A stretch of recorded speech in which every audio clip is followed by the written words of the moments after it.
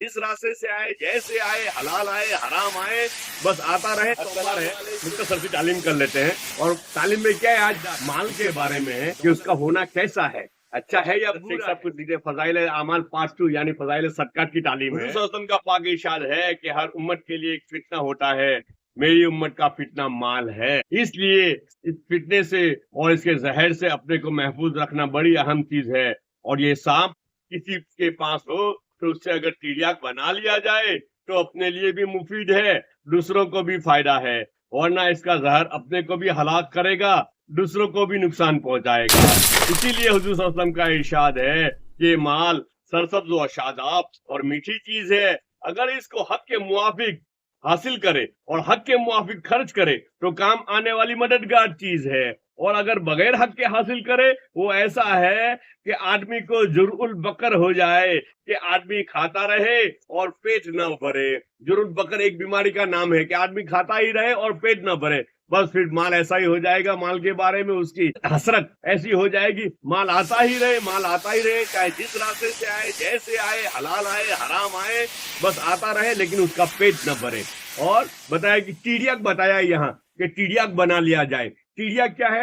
وہ سانپ کا زہر ہے، اس سے انسان مر جاتا ہے، لیکن اسی زہر سے ٹیڑیاک بنایا جاتا ہے، دوائی بنائی جاتی ہے اس جس سے زہر کو مار دیا جاتا ہے اور آدمی کو بچا لیا جاتا ہے۔ غزالی رحمۃ اللہ علیہ فرماتے ہیں کہ مال میں نفع بھی ہے اور نقصان بھی ہے۔ اس کی مثال سانپ کی سی ہے کہ جو شخص اس کا منتر جانتا ہے وہ سانپ کو پکڑ کر اس کے دانت نکال دیتا ہے، پھر اس سے ٹیڑیاک تیار کرتا ہے۔ کوئی ناواقف شخص اس کو پکڑ لے تو وہ سانپ اس کو کاٹ لے گا اور وہ ہلاک ہوگا، اور اس کے زہر سے وہ شخص محفوظ رہ سکتا ہے جو 5 چیزوں کا اہتمام کرے۔ یہ غور کرے کہ مال کا مقصد کیا ہے، کس غرض سے پیدا کیا گیا، تاکہ صرف وہی غرض اس سے وابستہ رکھی جائے۔ دوسرا، مال کے آنے اور حاصل کرنے کے طریقے کی سختی سے نگرانی کرے، کہیں اس میں ناجائز طریقہ شامل نہ ہو جائے، مثلا ایسا ہدیہ جس میں رشوت کا شائبہ ہو، یا ایسا سوال جس میں ذلت کا اندیشہ ہو۔ حاجت کی مقدار سے زیادہ اپنے پاس نہ رہنے دے، جتنی مقدار کی واقعی ضرورت ہے وہ تو مجبوری ہے، اس سے زیادہ فوراً خرچ کر دے۔ 4، خرچ کے طریقے کی نگرانی کرے، کہیں بے محل خرچ نہ ہو جائے، ناجائز موقع پر خرچ نہ ہو جائے۔ 5، مال کی آمد میں، خرچ میں اور بقدر ضرورت روکنے میں ہر چیز میں نیت خالص رہے، محض اللہ کی رضا مقصود ہو۔ جو رکھے یا استعمال میں لاوے وہ محض اس نیت سے کہ اس سے اللہ تعالیٰ کی اطاعت میں قوت ہو، جو ضرورت سے زائد ہو اس کو لغو و بیکار سمجھ کر جلد خرچ کر دے، اس کو ذلیل سمجھ کر خرچ کرے، وقی نہ سمجھے۔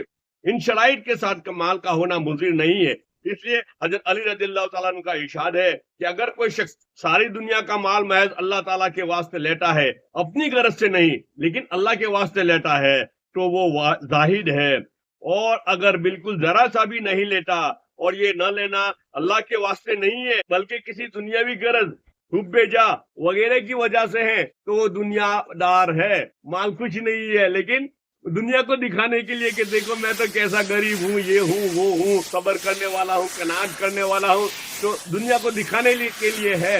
تو بتایا کہ یہ دنیا دار آدمی ہے۔ یہ کیسا ہے؟ یہ دنیا دار آدمی ہے، بہت سب مال ہے لیکن نیت کیا ہے اس کی؟ اللہ کو راضی کرنے کی ہے، کہ اس کے ذریعے سے میں اللہ کو راضی کروں گا، ایسے کام میں لگاؤں گا جس سے اللہ راضی ہو جائے، اور ایسے کام سے بچاؤں گا جس سے اللہ ناراض ہو۔ تو بتایا کہ وہ زاہد آدمی ہے۔ ایک حدیث میں ہے کہ مال سرسبز اور میٹھی چیز ہے، جو اس کو حق کے موافق حاصل کرتا ہے اس میں اس کے لیے برکت دی جاتی ہے۔ ایک اور حدیث میں ہے کہ دنیا کیا ہی اچھا گھر ہے اس شخص کے لیے جو اس کو آخرت کا توشہ بنائے اور حق تعالیٰ شانہ ذریعے سے راضی کر لے، اور کتنا برا ہے اس شخص کے لیے جس سے آخرت سے روک دے اور اللہ تعالیٰ کی رضا میں کوتاہی پیدا کر دے۔ مال کے لیے آدمی آخرت کی یاد سے کوتاہ ہو جاتا ہے نا، دنیا میں مشغول ہو جاتا ہے، مشغول ہو جاتا ہے، اللہ کے احکام کے بارے میں، اوامر کے بارے میں، دین کی فکر کے بارے میں، انسانیت کے غم اور فکر کے بارے میں، آخرت کے غم اور فکر کے بارے میں کوتاہ ہو جاتا ہے، مال کمانے میں پڑ جاتا ہے۔ تو بتایا کہ وہ مال بری چیز ہے۔ وہ مال کیا ہے؟ بری چیز ہے۔ اللہ پاک ہم سب کو کہنے سننے سے زیادہ عمل کی توفیق عطا فرمائے۔ انشاءاللہ کل پھر ملیں گے۔